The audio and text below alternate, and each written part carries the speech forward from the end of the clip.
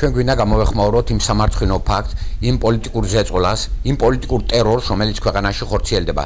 ყველა მოისმინეთ ალბათ ყოფილი შინაგან საქმეთა მინისტრის და საქართველოს ყოფილი პრემიერ-მინისტრის განცხადება იმ ფაქტთან დაკავშირებით, თუ როგორ გაიყვანეს ვანო მერაბიშვილი ციხიდან, თვალებ ახვეული, როგორ ახდენდნენ მასზე ზეწოლას, რომ მიეცა ყალბიჩვენება, რათა ამ ყალბიჩვენების საფუძველზე გაეგრძელებინათ შემდეგ პოლიტიკური დევნა სხვა დღევანდელი ხელისუფლებისთვის მიუღებელი პირების წინააღმდეგ.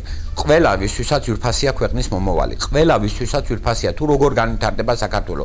თუ რა გზას აირჩევს საქართველო, უნდა გამოვიდეთ და ერთად უნდა დავგმოთ ეს ფაქტები, ეს სამარცხვინო ფაქტები, ეს პოლიტიკური ზეწოლა, რომელსაც საქართველოს დღევანდელი ხელისუფლება ახორციელებს პოლიტიკური ოპონენტების მიმართ. გამომდინარე აქედან, მოუწოდებთ ყველა არასამთავრობო ორგანიზაციას, მოუწოდებთ ყველა კეთილინების ადამიანს ხვალ 3-ის ნახევარზე შევიკრიბოთ ერთად ორთაჭალაში პროკურატურასთან და დავგმოთ დღევანდელი ხელისუფლების სამარცხვინო საქციელი. კიდე ერთხელ მოგიწოდებთ ერთიანობისკენ, წინააღმდეგ შემთხვევაში საქართველოს მომავალი არ უწერია, თუ არ შეწყდა პოლიტიკური დევნა, თუ არ შეწყდა ესეთი სამარცხვინო საქციელი პროკურატურის მხრიდან. მინდა კიდე ერთხელ დავაფიქსირო, აქცია გაიმართება ხვალ 18 დეკემბერს 3-ის ნახევარზე გენერალურ პროკურატურასთან ორთაჭალაში. კიდე ერთხელ მოგიწოდებთ ყველა შემოვიერთეთ აღნიშნულ აქციას.